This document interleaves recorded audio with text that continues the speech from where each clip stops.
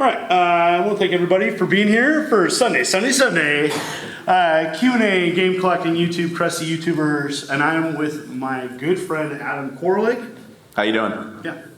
I'm also a crusty old YouTuber. Yeah, so we're here to talk about like game collecting in 2023, the state of YouTube, doing it a long time. You know, we both have done it over 14 years, and we have some crazy stories, good and bad, and all the above. Happy to talk about the state of collecting. There's some current things that just came out that came to my attention, and we can talk about physical media being essentially discontinued by big box stores. Walmart made an announcement today. It was like this morning or last night. They're no longer doing physical, period. Done. Whoa, really? Yeah, that was like last night, this morning, that started. Holy shit. Yeah. So PS6 disc only. I mean, that's their. Yeah, That's the direction it's going. That is a huge thing, and we can talk about that. But anyways, raise your hand if you know who I am. Like everybody? Okay. Sorry. How about Adam? Adam Koralik? Who knows Adam? Yeah, Jerry knows me. And he didn't raise his hand. Told you he was evil. Go ahead and say your spiel. My name's Adam Koralik. I've been like him. I've been doing YouTube for the better part of 14 years. Retro gaming content, and yeah, I mean, I collect stuff all over. I travel with random video game prototypes. You know, I'm a weird guy, but I cover a lot of stuff, and I'm happy to talk about it. And you've brought the Sega Pluto to more regions than any other collectible. I would argue that it's the most well-traveled video game console in history. I think you and Guinness need to talk. I tried. They ignored my tweet. That's not all right. Okay. All right. So yeah, I've been collecting a long time. Collecting's changed over time. Let's do a raise of hands. How many people have been collecting over 5 years? Over 10? Over 15? Okay. So that 10 to 15, who's new to collecting? All right, a couple people, great. And so like collecting has really evolved over time, and it's kind of crazy to see the evolution of it. It's changed quite a bit. The things that I see that are changing, I see instead of people going from like more complete sets because it's gotten stupid expensive. Raise your hand if you've noticed that things have gotten expensive. Yes, that's not cool, but I think what I've done a lot with my... Conqueror's Bedford, it was like 10 G's. Oh my gosh, that's expensive. Yeah, so collecting has evolved, and so I've seen a lot of people kind of pivot and go after different things, whether it's collectibles, merchandise, hats, other things, or go for cheaper things or newer things, and it's constantly in this flux. And I think that's important to know that collecting changes. Just because something's expensive now may not be expensive forever. My kids don't want my game collection. They don't care. That's why my long-term plan, still the long-term plan is to get out of my house and have it on public display. Who's seen the museum? Anybody seen the Jaguar Links Museum? Hosted by the Video Game History Foundation. They did a wonderful job taking my collection and making it look pretty with the combination of Hans here, who sets up the camera and does amazing things for PRGE, as well as other contributors. And so just happy to be part of that. So if you want to talk about collecting and specifically the economics of it, I actually just did a video on this that came out yesterday, but in short, it basically is an interesting wave that kind of exists in conjunction with demographics. So to basically explain this, when something comes out, it's going to be determined whether or not it is rare or not pretty much immediately. So if we'll take a recent example from a few years back, the Wii U, right, came out. It was pretty obvious within the first year the system was not going to be a big success. But it was still Nintendo's name, it was still Nintendo's brand, so it's going to have some measure of value. So what ends up happening is in any product like that, the first couple of years in is when it is its absolute cheapest point, because it's the majority of the content that is ever produced will be out at that time, but also you're gonna find out very quickly if people care. The basic rule with collecting is in order for something to be super valuable eventually, at one point it had to be worthless, because they had to have purged most of it, but it had to always kind of be out there and possible to attain. So if you take something, again, like the Wii U, the first 2-3 years when that system was out, that was the time to pick everything up for it because it was relevant, readily available, and no one cared at all. So once you start collecting it, eventually, you're the person who held on to it forever. And then what always happens in video game context or really anything else is those demographic waves. So if you think about something like, the GameCube, the Dreamcast, whatever, crazy expensive right now, right? Yeah. Do you know why that is? because the generation that played them as children are the ones who are now out of college, they're in the workforce, and they're going through the quarter-life crisis that says, I need my childhood back. Disposable income. Right. And so that's when the prices start to skyrocket. Now what eventually happens is they get into their 30s. And they're like, I want a wife, I want a house, I want kids. Why do I still have a complete Dreamcast collection? I don't need this is money. And they sell it back off. Yep. Now we saw this very recently with NES cards, Genesis cards, SNES cards. 10 years ago, that was impossibly expensive. If you go out there right now, not that it's cheap, it has fallen off. That's the second wave. This always happens in waves. Where we don't know yet is what eventually happens, because video games have not been around long enough. But like, you can look at Atari stuff, like 2600 era stuff. Its cheapest point, infamously, would be the video game crash. The majority of it was out there, anybody could get it, and it was totally worthless.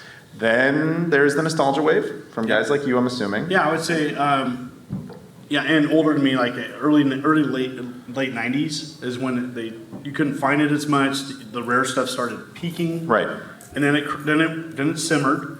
And then now it's more like, okay, we have a 2600 plus coming out. Yeah, this is where I was going with this, because eventually that same generation that played as kids, their kids are out of the house. Yeah. They are retired. They are like, I kind of want my Atari stuff back. And it brings you another little boom. That's what we're starting to see over there. Now, to be fair to what he's saying, Atari themselves is kind of also pushing that. Yeah. What we have never seen, because video games have not been around long enough, is what happens when that eldest generation that had Atari 2600 stuff as children dies. When they are gone, all that stuff is at best case museum fodder or people who look back at for some sort of historical preservation purposes. But as he said very well, his kids don't care. No, they don't want that. they don't want. We have not seen the demographic model of what happens to video games at that point. So if you understand those ebbs and flows of video game collecting, It'll help you you can, collecting. yes, it helps with your collecting, but it also makes you go, okay, I want an N64 collection, but based on the way they think, okay, I can get it in 30 years. Like, nobody really wants to commit to that. So gaming economics, if you understand that, very much helps your collecting, even though it's depressing to think about. And another thing too, I'll say a couple things. I've said in previous, so who's seen me speak before on collecting? Okay, a couple people. Okay, I'll keep it brief. Fight your impulsivity. Fight your impulsivity and stay within your means. Like for me, I never put things on my credit card. It's not worth it. I try to sleep on things and think about it.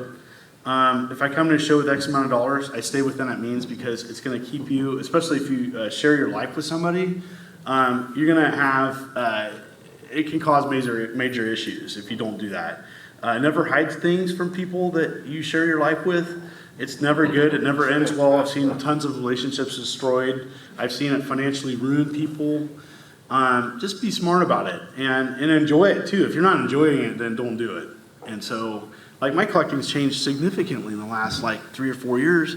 I buy less because A, I don't have space, and B, I'm really choosy on like what I've gotten. So I'm really excited today because I bought an Atari Jaguar t-shirt, original, with the package. A guy bought it before me, and then I bought it off him and gave him like a profit, essentially, because I wanted it, and he agreed to it. But I know that that's going to a complete Jaguar collection. Eventually the goal is to have that on public display. It's on public display today. Really excited about that. And those are, I'm collecting things and focusing on things that I find enjoyment, and I'm staying within my means. So the key point you're essentially making is that collection motivations change over time. Oh, yes. It goes from like, I kind of want this for childhood reasons, bringing back, Yes. I kind of want this for now historical preservation purposes. Yes. Everyone's going to go through their own phase of like why they collect stuff, but point is it does change over time. Yeah. So we're going to open this up eventually after we're done talk. We can talk about YouTube Q&A. I know I brought up YouTube. I have several thoughts on that, doing it for 14 years. I think there's a lot of misunderstandings. I don't think people realize that YouTube's, like on the public side, YouTube's policies have changed so much. So I do 3 videos a week if you don't know. It's okay if you don't watch all of them because it's a volley of videos. Don't feel bad. Watch the ones you want to watch and don't feel bad if you don't watch them. And so like YouTube has really changed with shorts and stuff, and content creators really took a financial hit this last year because essentially YouTube's not sharing the revenue like they used to versus long-term format. And it's really hard for content creators. And so that's just my own journey. Like a lot of people don't know, like I make way less than minimum wage on my YouTube channel, and I've done it for 14 years, and I have 130,000 subscribers.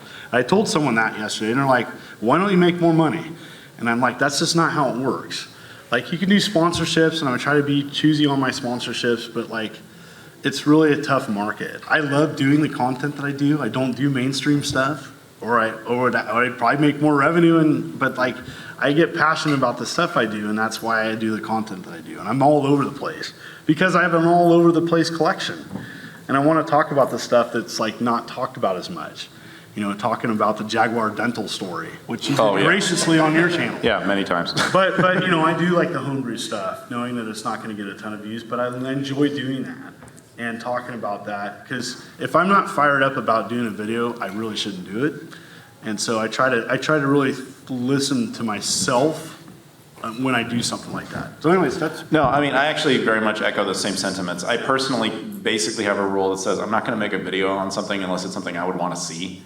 So you end up covering a lot of obscure stuff. Like, has anyone in this room ever heard of the Nuon?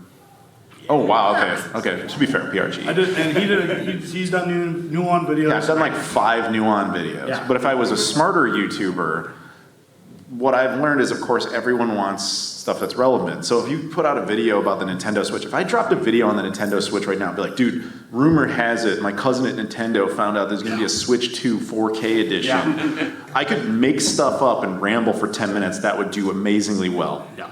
But I would not be proud of that. And then personally, I would hate doing, it would be a job. Yeah, that's news for views. It's a different philosophy.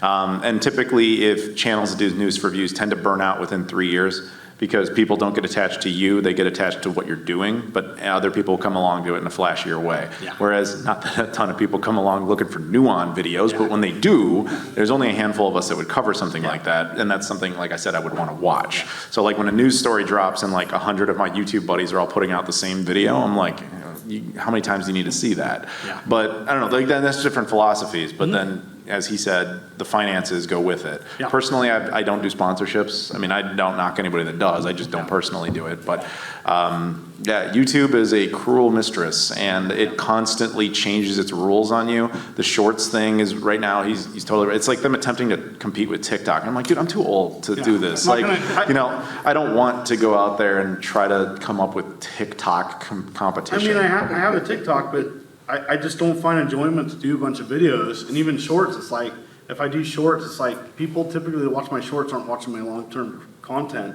Yeah, it's a different base. And the thing is, YouTube's not even sharing that revenue with me. So like, why should I give them free money? It's like going down the street to someone you don't know and giving them money for no reason. And to me, it makes me not want to do it, telling YouTube, you know what? You're not paying me fairly, so I'm not going to support what you're doing. Yeah, it really frustrates me, because I feel like I'm a dinosaur on the shelf and I have to just make a choice. Like, okay, I'm going to do what I do and accept what I get, and that's good.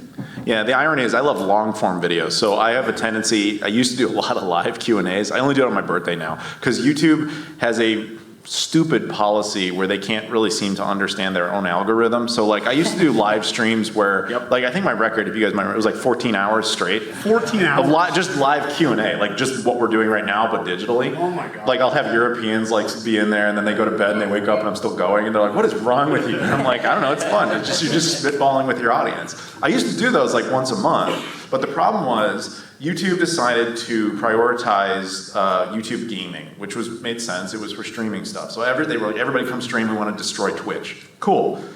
But they have a separate algorithm that says, we're going to determine the value of your video's shareability based on audience retention, which is basically the average length a human being watches it. Now, I'm sorry, but a 14-hour live stream, logically so, the majority of people go in for like 2 minutes and leave. So the algorithm just says, this video is garbage. It's 14 hours and only 2 minutes is being watched on average. This is clearly spam. Thus, they actually start burying your videos because you are spam terminated, even though they want you to live stream and can't separate that from their own other algorithm. Thus, you might have noticed a ton of YouTubers just stopped live streaming. Yep. That was like a couple years ago, but that's our point. They kind of cowboy code over there and they never really know what they're doing. Yeah. So being a YouTuber is very frustrating because they never tell you what they really want. They just kind of expect you to learn by process of failure. Yeah. Kind of the way you like teach an AI, you can't teach it anything, you can only teach it what something isn't until it eventually concludes what it is. It's kind of the same logic they apply to us, and it's very, very annoying. So we're gonna open this up to Q&A. I'm happy to answer any questions. Physical media, YouTube, collecting, anything specific, any consoles is fine. I want to thank everybody for taking time out of their day, especially at the start of the show, to come here to listen to some old timers, YouTuber, gamers, collectors, to talk about games. So thank you so much, and want to appreciate everybody attending this. So You're the real MVPs. Yes. Okay, I'm gonna go there and then there, and then you can pick some. Yes. Differences between genre and collecting, because I've noticed I collect primarily PlayStation and primarily horror, and I've noticed that I saved a lot of money by being into horror as a kid and getting a lot of those games when they were cheap, and they're now going for like coupons of $1,000. And it's also a total. 500. Well, and also you're in the worst month collecting that genre because it's October. Oh, yeah. So that's the thing, like, it's cool to collect it and play it in October. It's also most expensive. So, to tangentially kind of answer that, my position on that is I think that most people have their own collecting rules. I mean, if I were to ask everyone in here what defines a complete set, I guarantee I'm gonna get a slightly different answer from every one of you. Personally, my complete answer I know is different than yours, because you're like, I want complete, but like box complete American. Right? Well, for a North American set. So See, exactly. so This is what my point. so It whenever gets into minutia. Yeah, so for me, when I say I have a complete, I always say US. All right, pick a set. Pick something. N64. Okay. Do you have a complete Nintendo 64 set? A US set. Thank you. That's the qualifier. Now, if I were to I'm say, a North American collector. and but so- that is exactly the point I'm making. So when I say I want a complete set, I go global. So I have a full Dreamcast set North American, but also European, also Japanese, also independent. I'm not done until that's done, but I'm psychotic. So like, that's, like Wii U, I did the same thing. All the North American stuff, all the Japanese exclusives, all the European exclusives. To me, it's not done until it's done. But I guarantee every one of you is like, well, why do I care about a bunch of Mahjong games I can't play? Like, and that's fair. But everybody has their, in That's fairness, exactly- different parameters. That's So, like, exactly the point I'm making. Yeah, Yes. I know. So like I'm the insane crazy person who's like, I'm gonna end at like 36 North American sets. And that's fair. So you will have these like sub goals, like, for the GameCube, I love to collect for it, but I'm like, my rule is every game that didn't come out on the Xbox. Like, I don't need that twice. Not even region exclusives. Like, like just games that came out on the GameCube, which is a substantial number. If you subtract all the ones that ever came out on the original Xbox, the goal gets way more attainable. So you're reducing all the multi-plats. Precisely. Okay. But that's a specific example to me. Obviously, not everybody's going to have the same game. Or there's some systems. Yeah. Or there's some systems where you go, I will literally take anything, like the Apple Pippin. Anybody got one of those?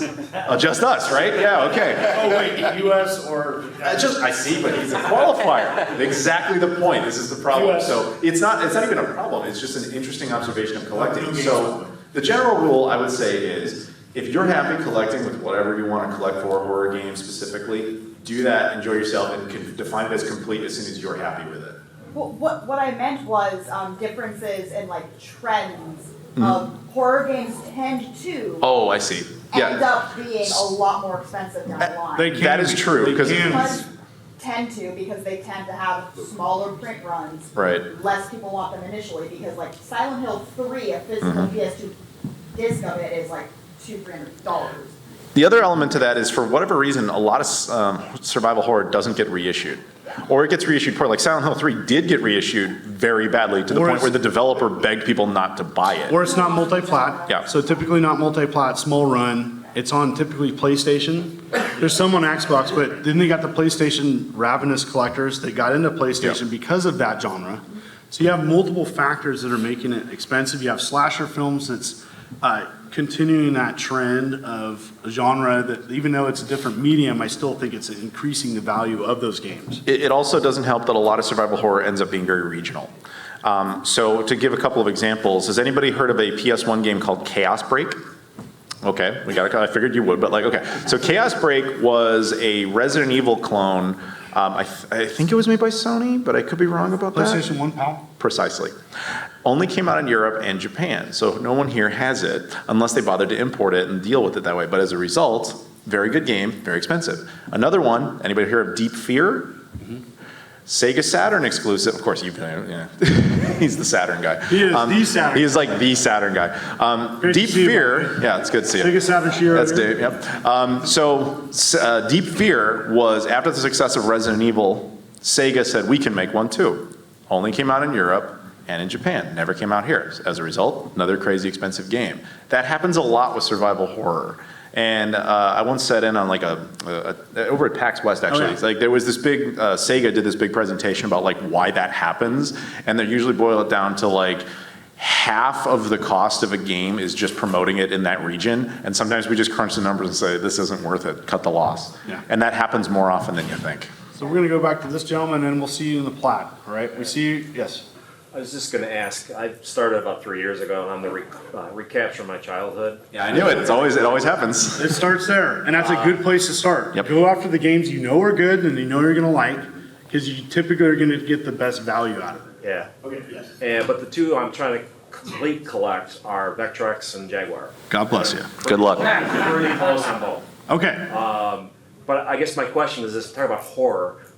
In the 3 years I've been collecting, I've seen my horror of the prices going skyrocket. yeah, because you're seeing the biggest jumps Yeah. that we've ever seen in the history of collecting in the last Right. 3 years. I'm seeing scalpers on eBay. That's nothing new. That's been around My for years. question though really is, like with WADA and some of these other grading services, how much do they artificially jack things up? So that's a good question because they are a factor, but to be fair to them, they are more of like, they're trying to not attract this group, even though they are here. They're trying to attract like the art community, the people who think that like sealed stuff and is going to be a painting one day. And the rich. Yeah, Really, exactly. They're uber rich. They have an effect, but to be honest, the majority of the people in this room wouldn't be swayed by them anyway. I would make the case for. The problem we've had, other than the things we already explained about the general wave, is in the last few years we've seen some outliers. One is, of course, the pandemic did contribute substantially to a lot of people being like, I'm bored, I'm at home, I've got disposable income, let's do something. The other one is, I'm spacing out all of a sudden. Oh. You continue. Okay, so essentially, you had the pandemic, and you have like people going back to the nostalgia. You have a lot of factors, and then another thing that impacts is content creators. So content creators will do a very popular video, and out of nowhere, like Phantom Dust is a good example for Xbox. Yeah. Phantom Dust, there's a very famous content creator that did a video on it, and that game went from like $40 up to like 100 and something overnight, because that popular content creator gave awareness about this game, and it just exploded. And so that's another factor is media coverage. Yeah, that helps, but that's actually, it leads right into what I was going to say and then brain farted. I was basically going to say, like, the casual market has become bigger. Now, video games should be all-inclusive, except everybody. That's, of course, a good thing. But it used to be retro games were effectively niche. Like, you can look at this con as an example of that. Like, I mean, in its early days, it was nothing like this. And now it's this big, massive event. Huge. People fly in from around the world for. Yeah, biggest it's ever been. Yeah. So there are more and more people that were casual about this hobby that are suddenly like, I kind of want to try it. I mean, one of the initial ways something gets cheap at the beginning is when a system would come out, you transition from one of those, say the N64 came out, there were tons of people with their Super Nintendos that just said, this is junk, I'm going to trade it away, get $100 store credit for my whole collection. Those people don't usually come back. Now they are. And that's kind of new in video games, and it is also a contributing factor. Now, this is why I kind of support like things like the NES Classic and SNES Classic, because some of that base that's less hardcore does kind of say, oh, that's good enough, and I'm out. And that's fine. Obviously, there's things like emulation, we all know that, but like, I would argue that's a factor, but then there's external factors like there is things in the factors. world that are beyond our control, basic economics, supply chain issues, all that, but gaming economics is complicated. Yeah. So I'll finalize with you, start with Plaid, and we'll go to Sega Saturn. So anyways, all right, so real quick about Vectrex. Exclusive, it's the only vector-based console. So emulation, it kind of sucks. Me personally, I can't play it on emulator because I've played the original, and to me, it's not one-to-one. It's not good enough. Now, there might be other ways of playing it, but on emulation is not the best way. So anyways, I'm gonna jump to him. On that, short of Mr. Boston, which is crazy expensive, I need Mindstorm 2 and I'm done. And I went, to me, that's like a bug fix. It is a bug fix. And like to me, I have a set, I don't count that, but that You don't? like, I don't. but it's like a separate thing, but it wasn't commercially released. It was like a bug fix. It wasn't See my sold. point about collector rules? So, because to me, it's like, it wasn't in a box, it was like a send off, fix your Mindstorm. And that's cool, and Mr. Boston, super rare, and that was like a variation. I consider that a variation. And so, but I'm going for like, I have rules, and I stay in those rules, and I stay in those rules just because, well, I mean, I guess I could eventually get them, but I'm not willing to spend $10,000 on a variation or an asterisk. An asterisk to what you just said, I will point out that people change their rules as soon as they do get the rare one. They always do that. I don't. Personally, I mean, if I can tell a side story here. So the Dreamcast, I do have the full set. There was one that eluded me for the dumbest reason, and it is a terrible game. There was a game called, does anybody remember the terrible Flintstones sequel movie, Viva Rock Vegas? Yeah. There was a Dreamcast racing game made for that. And it's widely available on the PlayStation 2. It came out. There was a Dreamcast version that was only for the European market. It was supposed to be an exclusive title, and it got canceled last minute. However, the way they still do this in Europe, which is funny because it's physical editions, they mail out these like promo discs to then magazines and review outlets. Sega produced 100 copies of this and sent to magazines, then canceled the game. But the disc itself was a final official release. You just couldn't buy it. So for years I didn't have it, and I was like, yeah, it doesn't count. And then all of a sudden the guy's like, I'm a big fan of your channel, I'll sell it to you relatively cheap. I'm like, it counts now.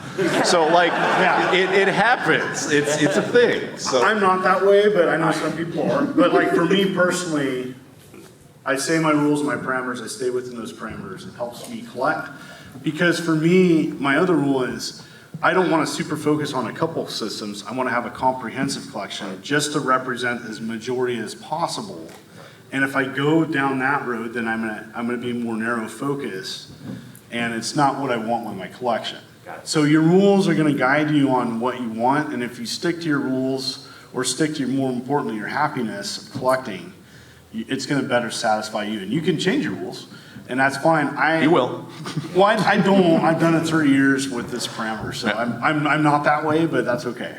I've All got right, so go to. I have no dreams, I'm gonna complete them, so I'm done. Yeah, Thanks. yeah. I'm one of these people. I don't really change my rules on that, but I try to do just because of the way I've collect. But I understand why people do. Yes. So I am about 5 months into down the deep dank YouTube making content rabbit hole, and I'm also a full-time nurse and put in sometimes like 50, 60 hours. Yeah. So how, as someone who's been doing YouTube for more than a decade, what kind of advice would you do for someone who wants to like go the distance and not get burned out? Okay, so I think I can give a heel advice. I'll go first. Real quick, I think you need to focus on what you want to do. Because if you chase the numbers, I call it chasing the numbers. People want to get that 100,000 K and they have no idea how hard it is now. It is really stupid hard for new content creators to break through, even to get monetized. And so you can get burned out by chasing that. So my simple advice is to know when it's good not to do a video.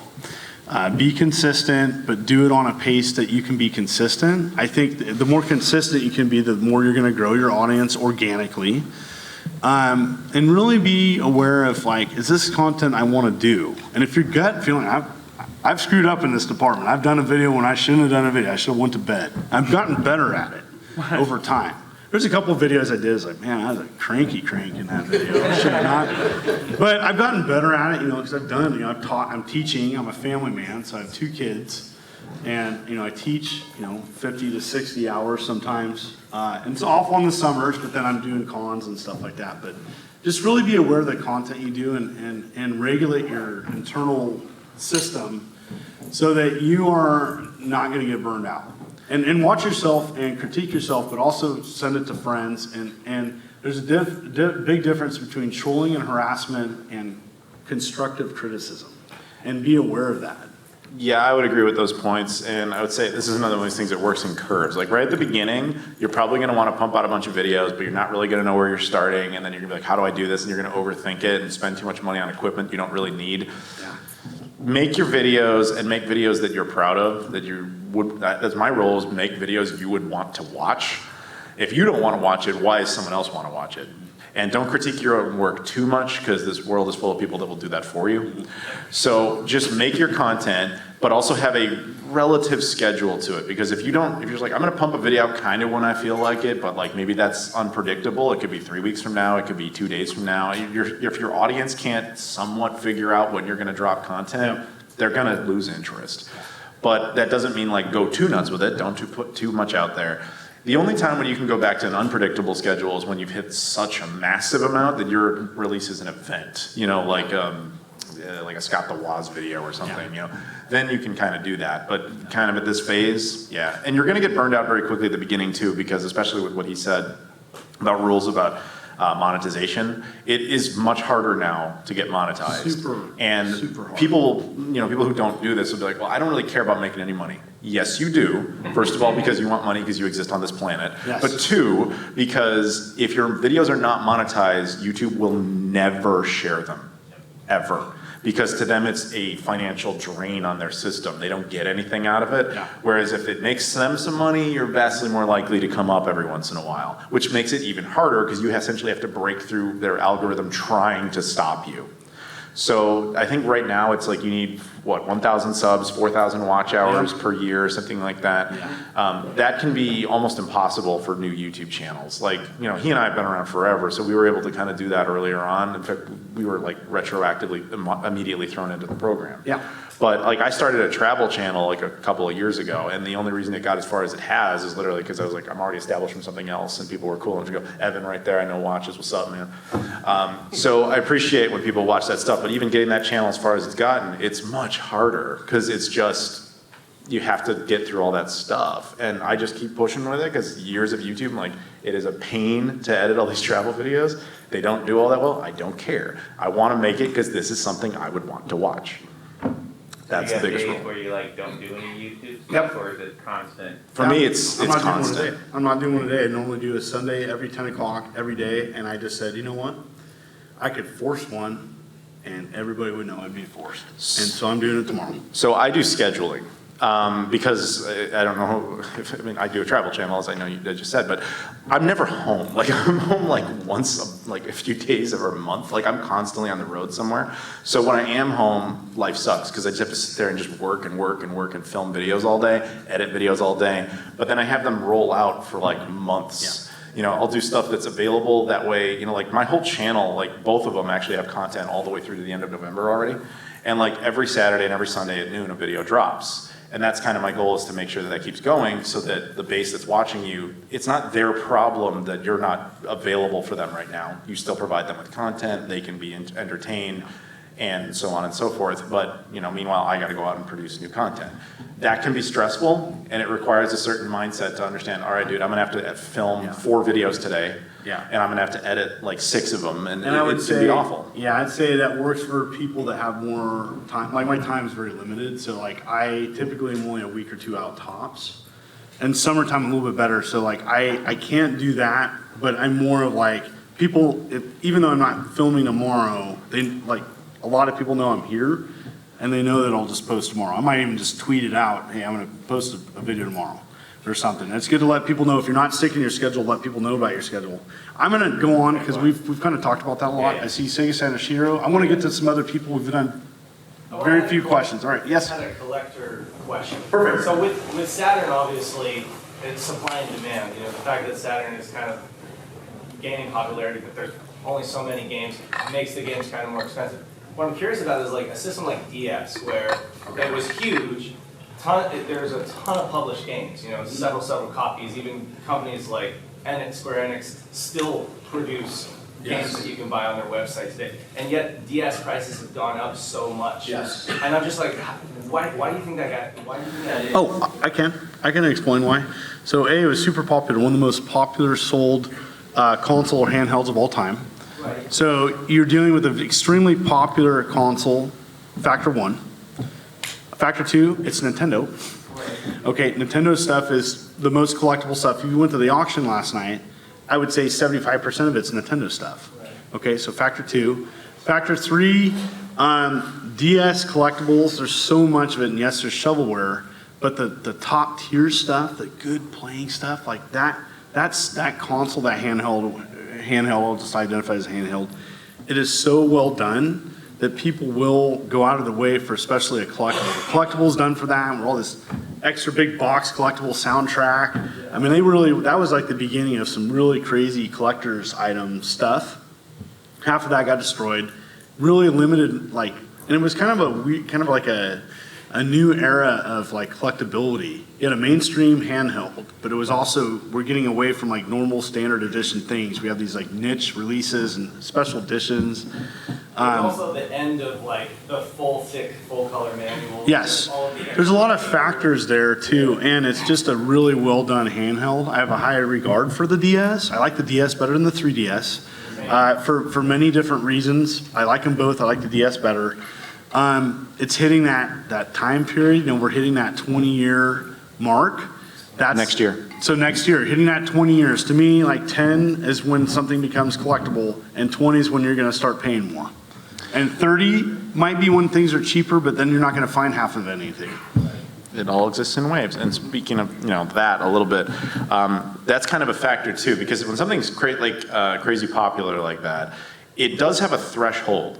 So we can talk like say Pokemon games or something that's not even video game related, like iPods or whatever, stuff like that's all coming back. People were like, I want that back.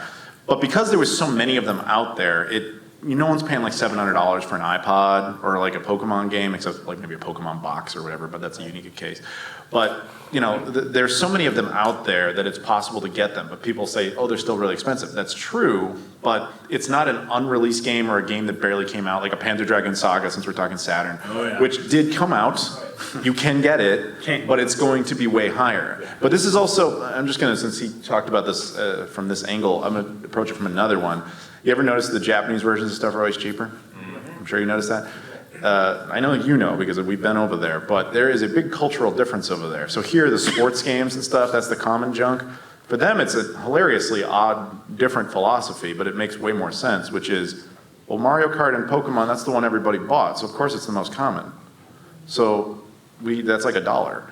It doesn't work that way because for them culturally, it's like, that's the one that everybody had, so it was mass produced in the millions, but then it's like, okay, we're done with the system now. So, when we were over there multiple times, you just go through the junk bins and you just can't believe you're seeing Mario Kart for like $1 and all this stuff, and you're just like, but you can't find the sports games. Yeah, you also, conditions an issue over there. It's very different, they're very particular on conditions, so you can get a crazy rare thing, but it's got like a dog-eared manual or something, and they're like, oh, that's a junk bin because it's precisely. The condition, or it's missing the spine card, or it's missing the registration card. They're like, oh, that's not collectible. Yeah, it's garbage now. It's junk. But basically the point I'm trying to make is that what you're talking about is unfortunately oddly a North American and to a lesser extent European problem.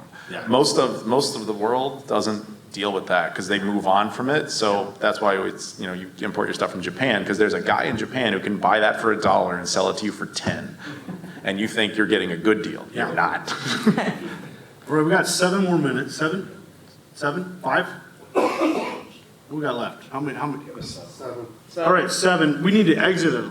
Okay, we'll wrap this up. We got several other questions. Want to make sure. Yes. Okay, I was gonna ask is, do you think kind of the genie's out of the bottle for finding stuff in the rough? Like for example, 10 years ago, like 2014, I got a sealed copy of Snatcher on OfferUp for about $30. The guy didn't know what he had, and I gladly paid him. It was more like he was selling a bunch of games, and then I was like, "Oh, do you have any more?" And he's like, "Give me a list." And then I gave him a list, and he had it in there. So Yeah, I can. do you think it's still possible? It is possible, but I did a lot of collecting before iPhones and eBay, where people could just whip out their phone and look up the eBay price. Now everybody's got a computer in their pocket. Yeah. Oh, well, I'm going to double check what this is going for on eBay. Yeah. And people are more versed on understanding that video games have value.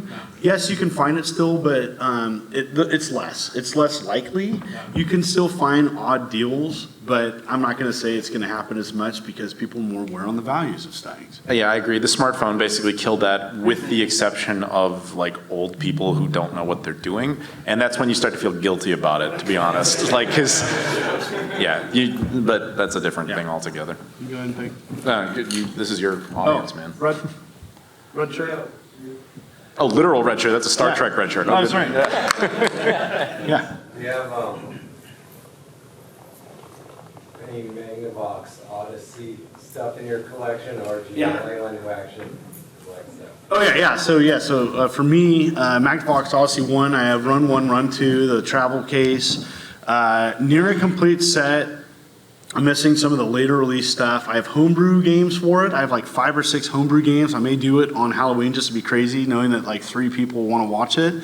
But I actually have a zombie shooting game, homebrew, one of 25 made, that uses a shotgun. And I thought it'd be fun, like maybe a near Halloween video. So I'm excited about doing that. Yes, in Odyssey 2, I have prototypes complete US set, which, you know, Odyssey 2 was US, what it was in the US. Tons of homebrews, aftermarket games, accessories. I have a RGB modded Odyssey 2, and I haven't used it to capture. I've actually paid to get it done, and then it just sat in a shipping box, and then I just moved on to the next thing. So yes, well versed in Odyssey 1, Odyssey 2, the Odyssey Pong clones.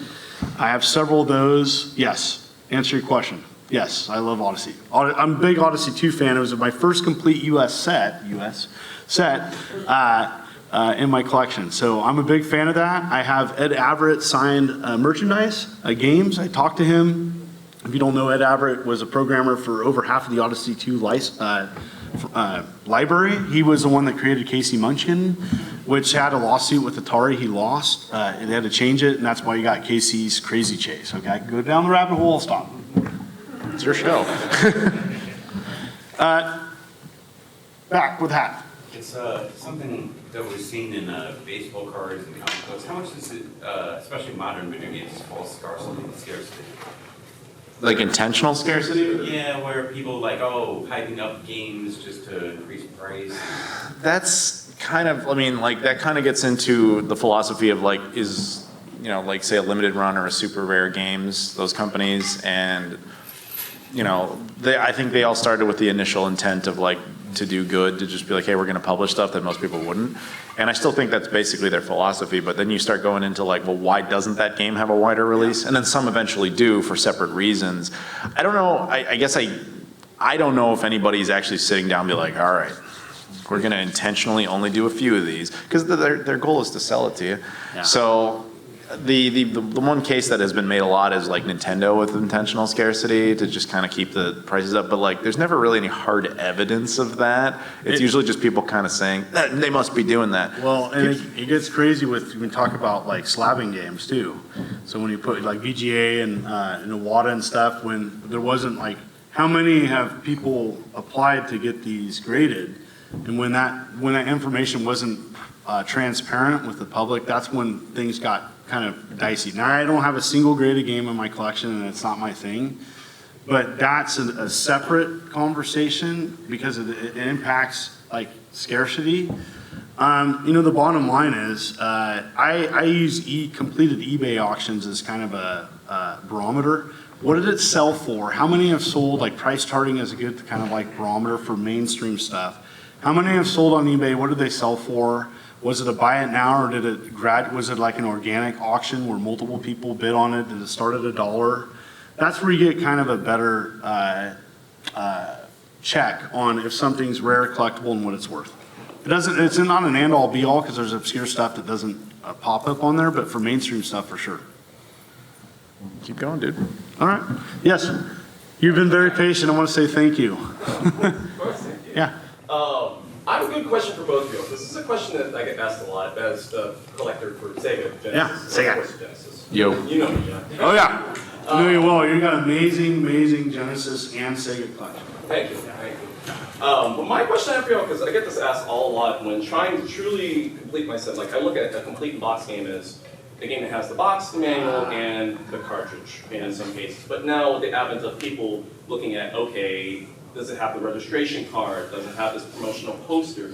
What is your kind of barometer or line as to what constitutes to be a complete game? Like, what is complete box to you? So that's kind of what we were talking about before with like rules. Like everybody's going to change their own.